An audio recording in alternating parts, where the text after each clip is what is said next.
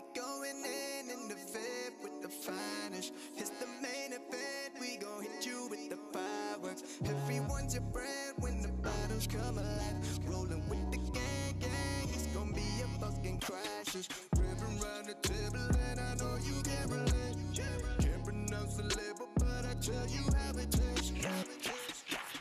Middle finger to your street cred.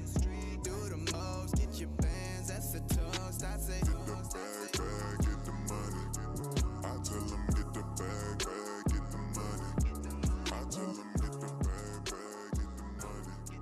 I tell them get the bag, get the money. What up? My name is Blayze, and I'm an artist-producer based in Johannesburg.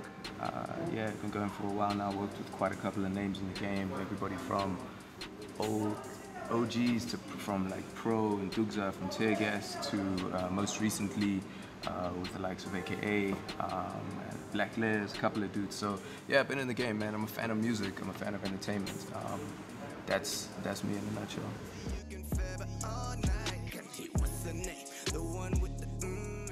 Body art is exactly that. It's just art.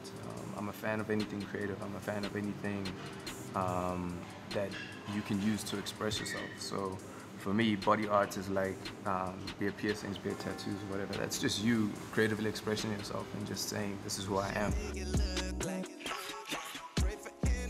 My first tat was on my chest. I got a life motto that I live by. Dream big, hustle hard. Like I've lived by that ever since. Like I had a really bad accident and I broke my back, 3 ribs in my sternum. I've got 6 titanium screws in my back, and I had to learn how to walk again and everything. So like after that, I just adopted this whole mindset for me, which was dream big, hustle hard. And that was what I wanted to get my first tattoo, as my first tattoo, and I got it written across my chest, bro. There's more detail now, but it was, yeah, dream big, hustle hard. And that was my first tat. I never ever wanted to be somebody who got tattoos for the sake of just getting a tattoo. I was like, if I get something, it needs to mean something. I don't want to fucking koi fish, you know, like I'm not that guy. So everything has some sort of significance, but that was my first tat. I wouldn't say there was a song that inspired a tattoo, but certainly like my creative space in terms of my music influences what I might do in terms of tattoos. Be it lyrics from a song or be it a specific timeline. Like I've got literally a timeline of just important dates on my arm over here, and it's just dates of like when my accident happened, when I released my first song, when bad things happen. And for me, it's just a timeline to remember, you know, good and bad things, just to remind you like, hey, that was a good time, and remember that happy moment.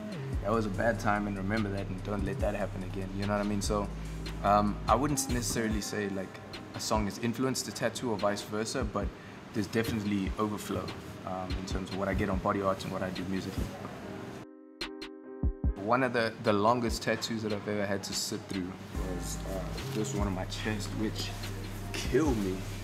Like, it was literally wings on either side with the crown in the center because my surname is King, so I got that. And the wings weren't your normal wings that the guys usually do in terms of tats. I remember the tattoo artist and I like had an argument, not an argument, but he was just like, I don't like these wings. I was like, it's my tat, bro, I'm paying for it. So we went back and forth on that, but I sat for 7 hours, one sitting. I didn't go back. I literally sat for 7 hours because he's based in Durban, and he was up for like a week. He just does like tattoos back to back, so I had to do it in one sitting. I remember I still had a show later that night, which was stupid. I had a show in Pretoria. So literally after getting this tat done, I could smell blood. That's how torn up I was. They wrapped me in plastic. I got in a car and drove to Pretoria for a show. It was the most chill performance I've ever done. I don't think I even lifted my hands. I was just like, yo.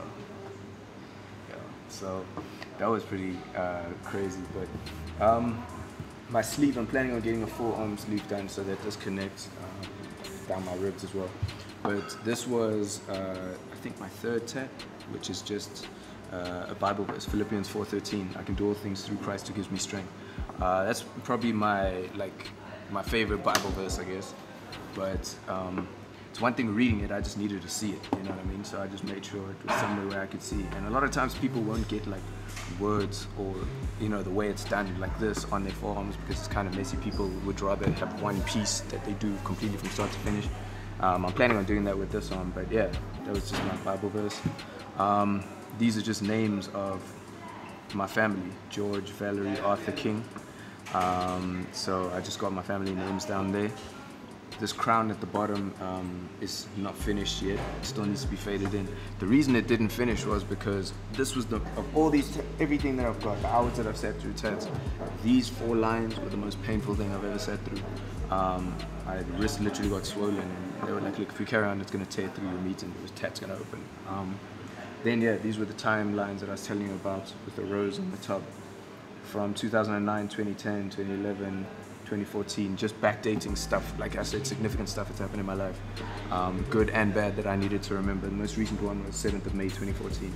So yeah, those are just, for me, reminders. Clouds here, and then the rest of it that's going to come over here is going to be pretty dope. I'm not a person who goes for like something catchy, like, okay, Chinese symbols are hot now, so get that. For me, like I said, if I get anything that's on me, it has to mean something. I'm not just gonna get some random ass tattoo. I always said I would never really go down past my elbow, because like there's a lot of corporate work that I do in terms of like brands that I work with and so on. And because of what you said, where you're like, oh, do people judge you because of that? I find creative agencies and stuff like that are more open to it. They understand what it is. But if you're standing in front of F&B doing a presentation in terms of a pitch you're doing to them, they kind of go, it's a bit weird. So I always said if I get something on my forearm, it would be religious, which all of them are pretty much, except the names and so on.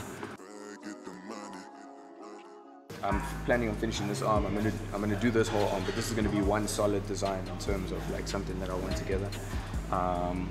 Like I said, my chest is done, possibly a little bit of my back, maybe a neck, but I wouldn't go higher than this.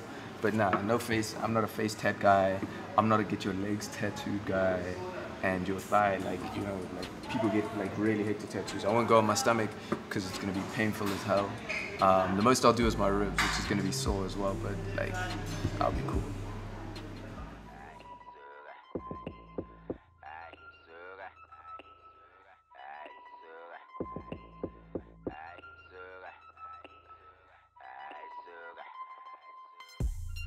All these rappers sound the same. What do I have coming up next for my career? There's a couple of things. Obviously, we're going into December, summertime period now, so there's going to be another single before the end of the year. Right now, I've got 2 singles out. One, Get the Bag, featuring AKA, and a track called Amen. And then, yeah, there's going to be another single dropping soon. I've got an EP coming, which is like, there was an EP I dropped about 2 years ago called Ladies Night. So, and that just came about because people were like, yo, you do realize you have female fans, but you got no music for them. Because like, guys are haters, eh? Yo, guys are such haters. Guys are dicks. Like, you're on stage performing and guys are just like, I'm like, why, bro? Like, it's so weird. So, I've just found like a female fan base has been like a really strong support. Like, and if you think about it, if Trey Songz comes to South Africa, you go with your boyfriend, chances are he buys you the tickets, and you sit there screaming at this dude with no shirt on for 2 hours, and he just meanwhile. So I get it. But like, so I did that EP, and there's a follow-up to it, which is called Complicated. The first EP was a lot more happy vibe. This is more like a Bryson Tiller-ish, sort of the bad part of the relationship. So yeah, that's just for that market. I'm looking to hopefully drop an album next year, 2018. Working on the content is there. It's just getting the right singles, the right collabos, and wrapping that up.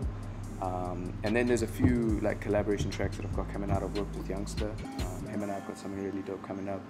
I've had chats with a couple of other artists and DJs in terms of stuff they're doing. Me and Country Beats work a lot. We've got quite a few songs coming out. They've got a project coming out. So, and I'm on that on like 2 songs. So there's a couple of projects. Also like the corporate side of my work.